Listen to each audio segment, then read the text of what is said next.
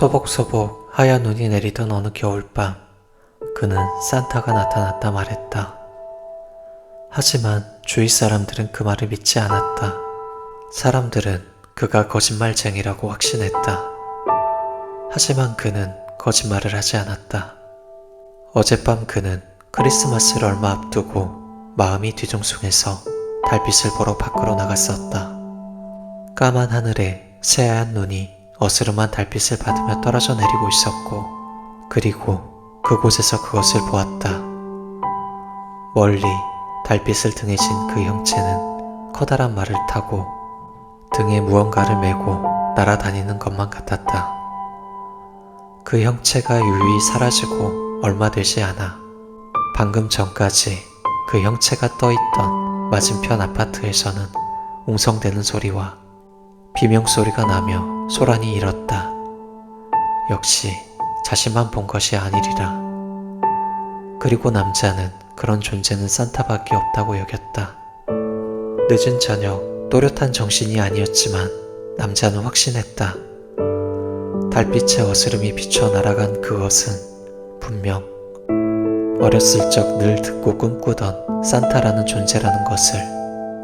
그럼에도 그의 열변에 주위 사람들은 그저 시큰둥하기만 했다. 하지만 그는 자신이 본 것을 끝까지 부정하지 않았다. 절대로 잘못 본 것도 아니거니와 어젠 술도 한 잔 마시지 않은 정신이었다. 하지만 남자의 마음에도 작은 의구심이 일었다. 분명 자신이 본 것은 달빛을 조명삼아 하늘을 유유히 날던 커다란 어떤 것이었고, 그 형체는 분명 산타와 닮아 있었다. 아, 그래.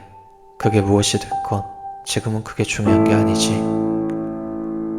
남자는 어젯밤 보았던 그것에 대한 생각을 잠시 접어두고 다시 회사 구석진 자신의 자리로 돌아와 앉았다. 그렇게 어릴 적 꿈꿨던 동심과 희망은 잠시 접어둔 채 기계처럼 똑같은 하루를 보내고 있다. 밖은 며칠째 새하얀 눈이 아름답게 흩날렸고, 그런 하얀 도심을 지나는 사람들은 저마다 설레는 표정과 행복한 얼굴로 며칠이 지나면 있을 크리스마스를 기대하며 퇴근길을 오가고 있었지만, 자신이 있는 이곳은 1년 365일이 다름없는 삭막한 세상이었다. 오후 6시가 넘은 시각, 퇴근 시간이 지났지만 구석진 곳에 위치한 자신의 자리에 앉아 작은 모니터만 바라보며 퇴근이 더 늦어지지 않기를 바라는 간절한 마음을 담아 두 손은 빠르게 키보드를 두드렸고, 그렇게 3시간가량이 더 지나서야 자신의 업무를 마치고 퇴근을 할 수 있었다. 야근에 지친 몸을 이끌고 버스에 올랐고, 한참을 버스 안 의자에 앉아 하늘에서 내리는 눈을 바라보며 상념에 잠겼던 남자는 이내 하차벨을 삑 하고 눌렀다. 그리고 버스에서 내린 남자는 다시 또 한참을 걸어 자신의 집 앞에서 무심코 하늘에 떠있는 달을 가만히 올려다봤다. 그리고 남자는 다시 한번 볼 수 있었다. 남자는 자신의 눈을 비비고 또 비비며 까만 밤하늘을 바라봤다. 하늘엔 어제 봤던 그 검은 형체가 있었다. 그리고 그 검은 형체는 유유히 달빛을 받으며 하늘에 떠 있었고, 이내 그것은 천천히 남자에게 내려오기 시작했다. 그리고 얼마 지나지 않아 상대의 숨소리마저 느껴질 정도로 다가온 그것을 본 순간, 남자는 멍하니 벌어져 굳어있던 입을 열어 으악하고 소리쳤다.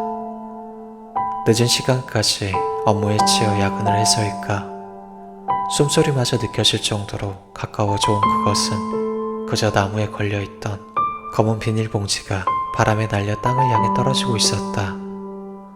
뛰는 가슴을 진정시키며 집으로 가기 위해 엘리베이터에 오른 그는 문득 어제 보았던 그것이 정말 산타가 아닐까, 아니라면 그것은 무엇이었을까 하며 생각에 잠겼다. 그리고 어느새 6층에 도착한 그는 낡은 아파트 복도를 걸으며 자신의 집인 606호로 향했다. 그러다 문득 고개를 돌려 복도의 난간 밖을 바라보던 그는 의아한 생각이 들었다. 분명 어제 자신이 달빛에 비추어진 그것을 보았던 맞은편 아파트에 또다시 소란이 일었다. 누군가가 모여 음성대며 소리를 지르기도 하고 울기도 했으며 11시가 넘어가는 시각임에도 불이 환히 켜진 채 사람들이 모여 소란스러웠던 것이다. 가만히 복도에 서서 한참을 맞은편 아파트를 바라보던 남자는 무슨 일이 있나? 생각했지만 뭐 내가 신경 쓸 일 아니지 라고 생각하며 집으로 들어가려다 이상한 기분이 들어 다시 한번 맞은편 아파트를 바라보다 이내 고개를 젓고 자신의 집 현관문을 열고 들어갔다. 그렇게 뒤숭숭한 기분을 뒤로하고 집으로 들어가 씻고 침대에 누워 잠을 청했다.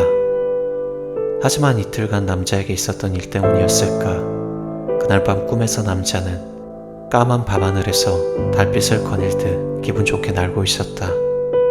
하지만 그것도 잠시, 어느 순간 하늘을 날며 느꼈던 좋은 기분은 거짓말처럼 사라지고 남자는 어제 오늘 소란이 일었던 앞동 아파트 6층에 서 있었다. 그리고 남자의 앞엔 어제 보았던 검은 형체가 둥둥 뜬 채 남자를 지그시 노려보고 있었다. 커다란 말과 같은 것을 타고 있는 그것은 까만 로브를 뒤집어 쓴 사람 같았다. 조용히 서 있던 남자를 온통 새하얗기만한 눈으로 노려보던 그것은 조용히 오른손을 올려 검지를 자신의 입 부근에 세웠다. 그리고 그 하얗고 깊은 눈을 바라보던 남자는 으악하며 소리를 지르고 잠에서 깨었고 어느새 날은 밝아 있었다.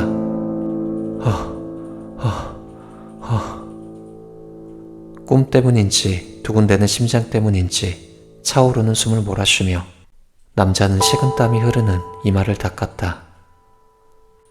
젠장, 기분 나쁜 꿈이네. 토요일 아침, 주말의 시작을 썩 좋지 못하게 시작했다는 짜증이 일어 그는 도로 침대에 누워 눈을 감았다. 하지만 이미 깨어버린 정신이라 다시 잠에 들기는 어려웠고 또다시 그런 기분 나쁜 꿈을 꾸게 될까 꺼림칙하기도 했기에 그저 눈을 감은 채 생각에 잠겼다.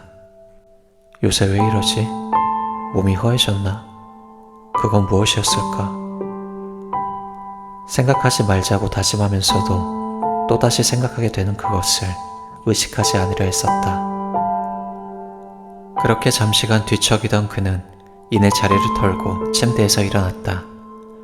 그리고 복잡한 머릿속과 찝찝한 마음을 털어낼 겸 오랜만에 아침 산책을 위해 밖으로 나와 근처 공원을 천천히 걸었다. 그렇게 아침 일찍 맑은 공기를 마시며 걷자 오랜만에 온몸에 활력이 돋는 것 같은 기분이 일었다. 그렇게 한참을 좋은 공기를 마시며 공원을 걷다가 이내 집으로 다시 향하던 길, 문득 남자의 집 앞동에서 아주머니 한 분이 혀를 차며 걸어 나오시며 중얼거리는 게 들렸다. 어린 것이 불쌍하기도 하지. 순간 애써 잊으려 했던 어제의 소란이 생각나 찝찝한 마음이 들었다. 그리고 이내 조심스레 아주머니께 다가가 물었다. 저 아주머니, 혹시 어제 여기 6층에 무슨 일이 있었나요? 조심스레 묻는 그에게 아주머니는 심각한 표정을 지으며 말했다. 그게 말이야, 아니다. 뭐 좋은 일이라고 모르는 게 나아. 그렇게 말하며 아주머니는 알 수 없는 표정으로 자리를 빠르게 피했다. 그렇게 궁금증을 남긴 채 자리를 유유히 뜨는 아주머니를 보며 남자는 조용히 앞동을 바라보다 무언가를 결심한 듯 아파트 안으로 들어갔다. 이대로는 뭔가 너무 찝찝했다. 이틀간 저녁에 있었던 일도 그렇고 어젯밤 꿈도 그렇고 그렇게 엘리베이터를 타고 6층에서 내린 남자는 긴장되는 마음으로 천천히 복도를 걸어 어젯밤 소란이 있던 곳으로 향했다. 아직도 복도에선 사람들이 하나둘씩 모여 무언가를 수군거리고 있었고 마침내 도착한 그곳엔 노란색 폴리스 라인이 쳐져 있었다. 역시 무슨 일이 있었네. 잠시 그곳을 바라보던 남자는 뒤쪽에 모여서 수군거리는 사람들에게로 한 걸음 다가가 귀를 기울였다. 어머, 이게 무슨 일이래? 집값 떨어진 거 아니야? 그러게 말이야. 에휴, 재수가 없으려니까. 수군거리는 음성에는 안타까움보다는 걱정이 앞서는 말들이 많았고 그리고 그 사이에서 큰 충격을 받은 듯한 한 여자가 멍하니 앉아 하늘을 바라보고 있었다. 가영아, 가영아, 여자는 그렇게 넋이 나간 듯 하늘을 향해 중얼거리다 털썩 주저앉아 버렸고, 그녀의 주위에 있던 사람들은 그녀에게 다가가 무어라 위로하며 등을 토닥였다. 알고 보니 그제 처음으로 산타인 줄 알고 그것을 바라봤던 날, 그것이 떠 있었던 앞동 여자의 집 앞에서 중학생 딸이 복도 난간에서 추락사한 일이 있었다 했고, 그 아이의 이름이 가영이었다. 그리고 저곳에 주저앉아 사람들의 안타까움을 자아내고 있는 여자가 가영이라는 아이의 어머니인 듯 했다. 어린 것이, 그래, 얼마나 힘들었으면. 생각해보니 가끔 집으로 오가며 마주치던 여자아이는 항상 어둡고 말이 없는 그림자 같았다. 있는 듯 없는 듯 숨소리조차 조용한 그 여자아이가 가영이었구나 라고 생각했다. 그리고 생각했다. 이틀 전 밤 달빛을 받으며 유유히 하늘을 거닐던 그건 가영이란 아이의 마지막 그림자였을까? 아니면 어젯밤 꿈에 나왔던 하얀 눈의 사진이었을까? 그리고 한편으로는 안타까웠다. 불과 내일이면 크리스마스 이브인데 어린아이가 그렇게 생을 달리했다 생각하니 무언가 불편하고 안타까운 마음이 들었다. 하지만 이내 그런 착잡한 마음은 뒤로하고 주저앉아 우는 가영이 엄마를 조용히 지나쳐 집으로 향했다. 그렇게 집에 돌아오니 점심때가 되어 간단히 밥을 먹고 오랜만에 밀린 드라마와 영화를 보며 휴일을 보냈다. 동네에서 무슨 일이 일어났든 살아있는 사람들의 시간은 아무렇지 않게 흘렀고, 그렇게 크리스마스 이브가 다가오고 있었다. 어두운 밤, 남자는 또다시 밖으로 나와 복도 난간에 슬쩍 팔을 기대며 달을 바라봤다. 한없이 시리고 차가워 보이는 유독 커다란 달을. 그렇게 밤 공기를 쐬고 달을 보며 담배를 하나 입에 물고 슬쩍 시선을 내려 정면을 바라봤다. 그 순간 남자는 그대로 몸이 굳어버렸다. 며칠 전 보았던 커다란 검은 말을 탄 그것이 가영이의 집 앞에 있었다. 그리고 어떤 여자아이가 난간에 기어 올라섰다. 이봐. 난 굳어있던 입을 열었고 다급한 마음에 멀리 떨어져 있는 난간 위의 여자아이를 향해 소리쳤지만 어찌된 일인지 우리 아파트나 맞은편 아파트 어느 곳에서도 내 고함의 반응은 없었다. 그리고 앞동 난간에 서 있던 여자아이의 몸이 천천히 앞으로 기울어졌다. 안 돼! 놀란 마음에 소리를 지르며 곧 이어질 끔찍한 참상을 보지 않으려 눈을 질끈 감았고, 그렇게 잠시 동안 눈을 감은 채 긴장된 마음으로 있었지만 한참이 지나도록 무언가가 떨어지는 소리는 들리지 않았다. 조심스레 눈을 뜨니 다시금 피투성이가 되어있는 여자아이가 난간에 서 있었고 또 한 번 몸이 기울어졌다. 몇 번이고 떨어지고 난간에 다시 서고 떨어지는 것을 반복하는 여자아이를 멍하니 보던 난 어느새 내 앞으로 다가온 검은 로브의 남자를 보고는 놀라 뒤로 주저앉아 버렸다. 쿵. 그리고 다시 한번 피투성이의 머리가 반쯤 한몰이 된 여자아이가 난간 밖으로 기울었고 쿵 소리가 났다.